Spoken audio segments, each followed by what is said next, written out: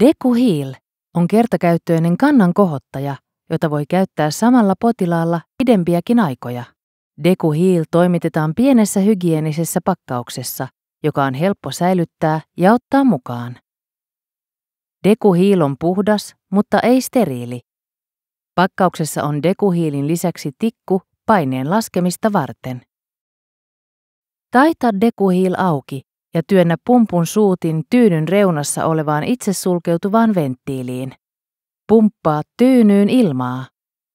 Voit käyttää mitä tahansa pumppua, jonka suutiin sopii venttiiliin. Täytä 3/4 tyynystä ilmalla. DecuHeal on nyt käyttövalmis. Avaa se ja aseta potilaan jalkaan. Vedä DecuHealia varovasti kohti polvea ja varmista, että se on oikein paikallaan. Kantapään tulee olla noin 1,5 sormen leveyden korkeudella.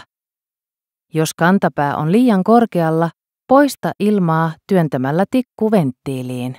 Jos kantapää on liian matalalla, pumppaa tyynyyn lisää ilmaa. Ilmaa voi lisätä ja poistaa DecuHealin ollessa potilaan jalassa. Muista tarkastaa korkeus vähintään kerran vuorokaudessa. Sulje DecuHeal varovasti. Tikkua voi säilyttää sivulla olevassa taskussa. DecuHealin ainutlaatuisesta rakenteesta on monenlaista hyötyä.